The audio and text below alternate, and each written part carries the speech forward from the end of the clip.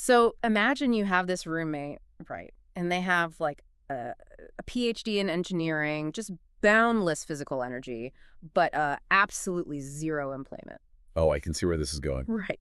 By Tuesday afternoon, this roommate is so profoundly bored that they've, started dismantling your toaster. Naturally, Yeah, and they're like redecorating the living room walls with a permanent marker just to have literally anything to do. which sounds like a total nightmare of a living It situation. really does. But I mean, that is essentially what you are bringing into your home when you adopt a German Shepherd. Yeah, it really is. And today on the deep dive, we are pulling from this really fascinating transcript from the German Shepherd Health Academy. And it forces a total reevaluation of what we actually think these animals need. It does. Because that whole unemployed genius Mm. scenario you just mentioned, Yeah. it perfectly captures the core friction of keeping a working dog in, a modern environment. Right. The source material is very explicit about their heritage. I mean, historically, German Shepherds were not bred to lounge by a fireplace. Definitely not. No, they were engineered for the pasture, which meant moving for like 8, 10, or 12 hours a day. Wow, 12 hours. Yeah, but it wasn't mindless running either. They were Oh. constantly analyzing the terrain, um, anticipating the movements of the livestock, and making independent decisions all day long. And that genetic blueprint didn't just vanish because we, moved them from the farm into a suburban subdivision. Exactly. The DNA doesn't care about your cul-de-sac. Right. That intense baked-in drive to work, to problem solve and stay in motion, it's still running like a background program in their DNA. It's always on. So when an owner thinks about, quote unquote, exercising their German Shepherd, and they just view it as a way to burn calories or, I don't know, manage cardiovascular health, they are completely missing the point. Totally missing it. Because it's actually a fundamental behavioral requirement for them. You are dealing with an animal that is biologically asking for a job. They need a 9 to 5. They really do. If you look at the architecture of their brain and their body, they are built for sustained, purposeful activity. Right. And when that genetic drive is stifled, the energy doesn't just, dissipate. It morphs into frustration. Which brings us right back to the dismantled toaster. Exactly. The canine brain is highly adaptable, but when a working breed is chronically underemployed, the psychological stress actually physically manifests. Yeah, the Academy notes point out that what we humans label as problem behaviors, so like the impromptu landscaping in the backyard or destroying the couch cushions or pacing around the The house. classic pacing, yeah. Right, they say those are rarely acts of spite. It's not a bad dog, it's just a highly intelligent animal desperate to offload all that pent-up cognitive and physical energy. And that leads to, honestly, the most common trap modern owners fall into. Oh, exhaustion trap. Yes. The assumption is that if the dog is destructive, they just need to be run harder. Yeah, like, oh, he chewed the rug, let's go run 5 miles. Exactly. The owner starts throwing the tennis ball for an extra hour, or they take the dog on a massive run, hoping to just create total exhaustion. Huh. But the source material highlights this really counterintuitive dynamic. Which blew my mind, honestly. Right. It points out that a purely physical workout often leaves a German Shepherd entirely restless. I see this happen all the time. You take the dog for this huge run, their tongue is hanging out, you get back to the house, and literally 10 minutes later, They're dropping a toy at your feet. yes, they are pacing the hallway with a toy. It's like you didn't even make a dent in their energy. Well, because you only addressed half of the equation. In fact, if you rely exclusively on physical exertion, you often just condition the dog to become a superior athlete. Oh, man, so you're just building a better machine. Exactly. You build their endurance, which means tomorrow they're going to need a 6-mile run just to feel that same level of fatigue. Because you haven't tired out the mind. Right. The brain is still wide awake. And a wide-awake brain in a rested, athletic body is basically a recipe for chaos. So the missing piece is what the sources call the mental gym. The mental gem, yes. Since we can't simulate a 10-hour shift herding sheep for you, we have to find a way to heavily tax them cognitively. And one of the most surprising methods the Academy transcript suggests for this, I was shocked by this, is scent work. It's so effective. But basically, it's just hiding a handful of kibble or treats around a room or out in the yard and making the dog sniff them out. Sounds too easy, doesn't it? I have to be honest, reading that, I was highly skeptical. Like, am I seriously supposed to believe that sniffing under a rug is going to drain a German Shepherd's battery as much as a sprint around the neighborhood? I know, it sounds absurd on the surface, but the physiology behind it is fascinating. It all comes down to cognitive load. Okay, unpack that for me. So processing scent is not a passive activity for a dog. It is an intensely active, computationally heavy task. Really? Just smelling? Oh, absolutely. A massive portion of their brain, particularly this area called the highly developed olfactory bulb, is dedicated entirely to interpreting smells. So when a dog is actively tracking a hidden scent, their brain is firing on all cylinders. They're analyzing microscopic odor particles, figuring out directionality, filtering out background noise. That actually makes a lot of sense. The brain is an organ, right? And organs require fuel. Tons of it. It's like in humans. If you sit in a chair and take a grueling, I don't know, 3-hour standardized test like the SATs. Oh, perfect example. Right. You haven't moved a single muscle, but you stand up feeling completely physically wiped out. That is the exact mechanism at play here. The brain requires a tremendous amount of glucose and energy to function at that level of intense focus. So they're basically taking the SATs when they're sniffing out treats. Essentially, yeah. By forcing the dog to concentrate deeply on a scent puzzle, you are heavily taxing their cognitive reserves. As we said, boredom is the enemy of the working dog. When you give them a job, even a seemingly mundane one like finding breakfast hidden in the grass, you are fulfilling that deep-seated need to work. You exhaust their mental capacity, which leaves them feeling genuinely fulfilled and actually ready to rest. And it doesn't just have to be scent games, right? I mean, the sources mentioned focused obedience training, teaching new, complex tricks, or this is a great one, ditching the standard food bowl entirely in favor of puzzle feeders. Yes, make them work for their food. The goal is just to make them think for their resources. Exactly. Any activity that requires sustained focus and problem-solving applies. But the real key here is the harmony between the two systems. The physical and the mental. Right. A physically tired dog that is mentally stimulated is a calm dog. But conversely, the transcript also warns that if you only provide mental puzzles, but completely neglect their physical need to, move and stretch their limbs, they will feel unsettled in their bodies. So it's a balancing act. The brain and the body have to be addressed simultaneously. They have to be. Okay, so we know we need to balance the physical movement with the mental gym. But getting that balance right is only half the battle, because the Academy sources are extremely rigid about the fact that this routine has to be aggressively customized based on the dog's life stage. Oh, this is so crucial. Yeah, like if you apply the routine of an adult dog to a young puppy, you aren't just going to have a tired dog. You could actually cause permanent structural damage. You really could. The vulnerability of a puppy's skeleton simply cannot be overstated. It's that fragile. It is.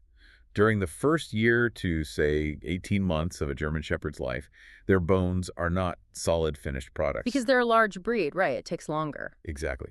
They are actively growing, and that growth happens at specific zones called growth plates, which are located near the ends of the long bones. Okay. And these plates are made of soft, developing cartilage. Wait, so they aren't fully fused or hardened yet. They are basically just soft tissue trying to turn into bone? That's exactly what they are. Yeah. Which means they are highly susceptible to trauma. Oh, wow. Right. So if an owner takes a 5-month-old puppy on a long, sustained jog on pavement or, encourages them to repeatedly jump high in the air to catch a Frisbee. Like we see people do all the time at the park. All the time.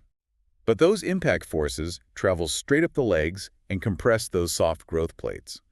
Repetitive, high-impact stress can actually crush or deform the cartilage. Oh my God, and that leads to lifelong issues. It can alter the trajectory of the bone's growth entirely. Seriously? Yeah. You might end up with asymmetrical growth, where one bone stops developing properly while the other one continues. Which sounds painful. Very.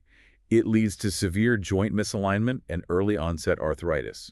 This is why the absolute golden rule for puppies is to let them set the pace. So no forced marches? No. Exercise should be completely self-directed. It should consist of short, frequent bursts of play. They stop when they want to stop. You never force them to push through fatigue or go for distance. It's basically a waiting game. Yes, patience is key. But once they hit that 1 to 2 year mark, the growth plates finally fuse, the skeleton hardens, and they transition into adulthood. Right. And that's when the parameters totally shift. Oh, yeah. A mature adult German Shepherd has a chassis that is finally equipped to handle what they were bred to do, So the kid gloves come off. basically. A quick 5-minute walk to the corner to use the bathroom is no longer sufficient. This is the prime life stage where they require meaningful, longer walks, active play, and those structured mental activities we discussed earlier. But I want to pause here because the source material issued a very specific warning about how we actually schedule this adult exercise. The weekend warrior syndrome. Yes. They heavily criticize the weekend warrior approach. You know the pattern. The owner works a demanding 9 to 5. The dog is mostly sedentary Monday through Friday. But then on Saturday, the owner takes the dog on a massive, grueling 10-mile hike to make up for lost time. It's incredibly common. And I have to admit, reading that, my initial reaction was actually kind of defensive. Like, if you have a busy life, isn't a massive hike on Saturday at least clearing out the backlog of energy? Why is the weekend warrior pattern considered so dangerous? I get that reaction. It's a very natural human assumption that fitness and energy expenditure work like a bank account. Right, just make one huge deposit on the weekend. Exactly. But physiology doesn't work that way. The danger lies in the condition of the soft tissues. Okay. When a dog, or a human for that matter, is inactive for 5 consecutive days, their muscles, their tendons, their ligaments, they are not primed for sudden extreme stress. Because they haven't been subjected to a steady load. Right. To build up that resilience. Exactly. Consistency is what builds structural fitness. Oh, okay. A muscle might have the blood flow to handle a sudden sprint, but the tendons and ligaments, they take much longer to adapt to stress, and they are essentially going in cold. That sounds like a recipe for a tear. It is. That sudden, massive spike in activity for an unconditioned body drastically increases the risk of micro tears in the tissue, acute strains, or even catastrophic ligament ruptures. Oh, wow. Yeah, a dog receiving moderate, consistent activity every single day is structurally far safer than a dog subjected to extreme, sporadic exertion. That makes total sense. You're basically shocking a dormant system. Perfectly said. And this concept of protecting the joints, it leads perfectly into the later stages of life, right? Yeah. When they reach their senior years, the need for consistency doesn't go away, but the intensity obviously has to drop. Right, because muscle atrophy is a major concern in senior dogs. They lose mass. Yeah, you absolutely must keep them moving to maintain that muscle mass, because the muscle is what helps support their aging joints. Oh, that makes sense. It acts like a brace. Exactly. But you had to become highly observant as an owner. The duration and intensity must be adjusted based on their daily comfort and mobility levels. Like checking the weather every day, but for your dog's joints. Yeah, pretty much. If a senior dog is showing reluctance or their gait changes, it's not a behavioral issue anymore. They're not just being stubborn. No, it's a physical limitation. Yeah. And that warrants a veterinary consultation. Now, the Academy transcript also laid out some non-negotiable safety practices that apply across all life stages, and terrain was a big one. Yes, terrain matters. They said hard pavement is incredibly jarring on the skeletal system over time. Whenever possible, moving the activity to softer surfaces like grass or dirt trails acts as natural shock absorption. It makes a huge difference. And environmental factors in general are critical, particularly for this specific breed. Because of the coat. Yes. German Shepherds have this dense double coat. It's designed to protect them from harsh elements, but it makes them exceptionally vulnerable to overheating. They just trap the heat in. They do not dissipate heat efficiently at all. Exercising them in the midday sun is incredibly risky.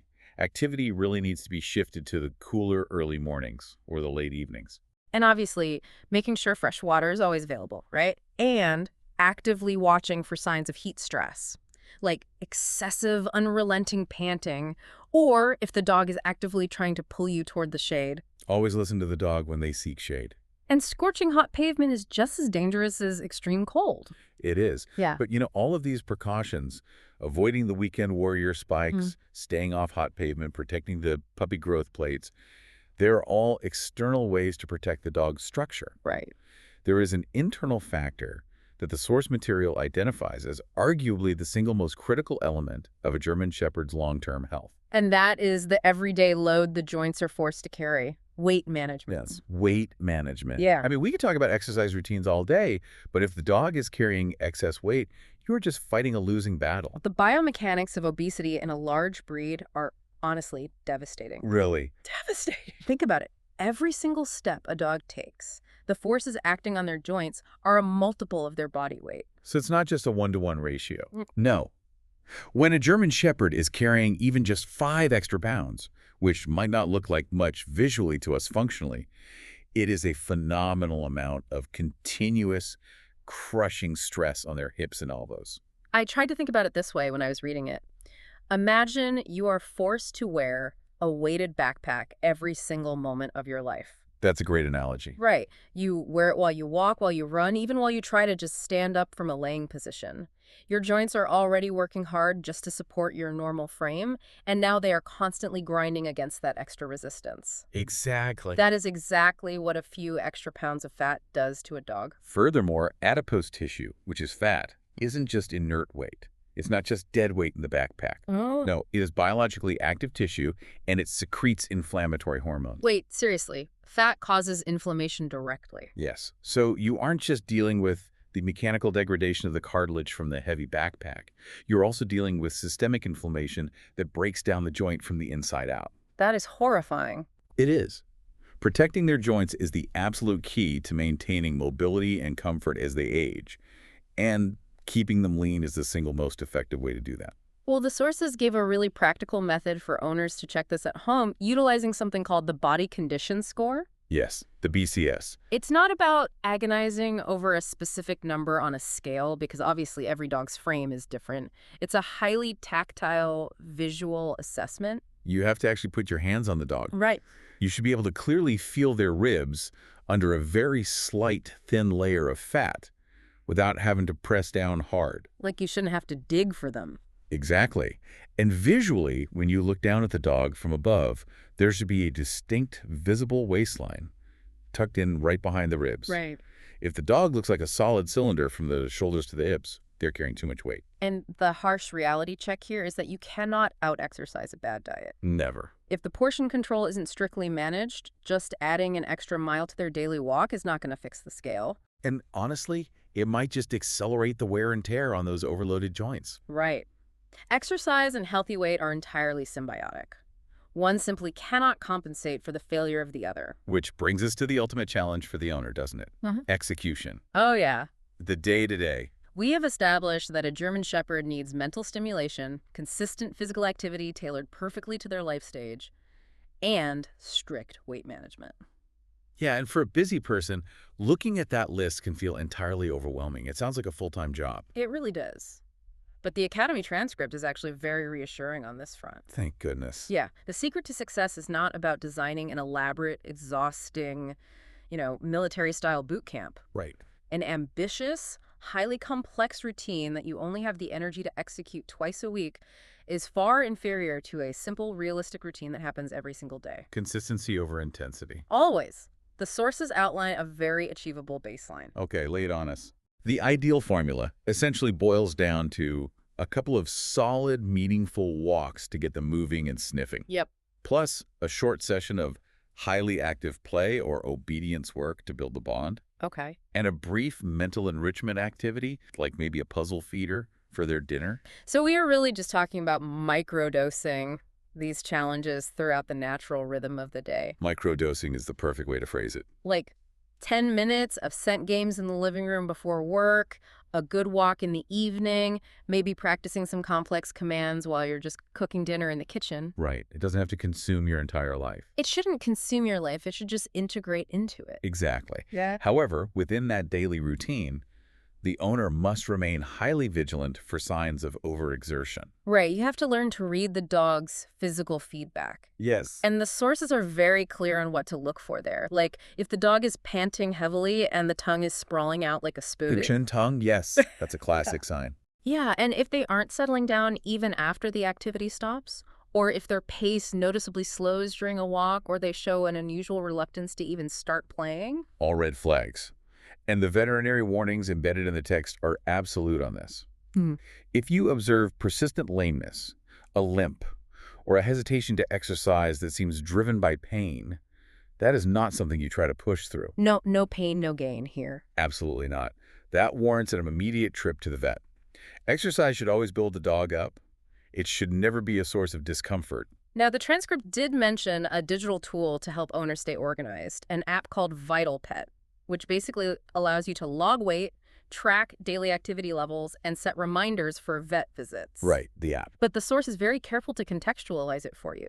It is strictly an organizational companion to help you maintain that all-important consistency. It is a tool, not a doctor. Exactly. It is never a replacement for a licensed veterinarian's intuition, physical exams, and professional guidance. No, it's just a way to track your baseline. Right. Because by monitoring their weight and activity over time, you can spot subtle trends, like a really slow weight gain, or a gradual decrease in stamina weight before they become major medical issues.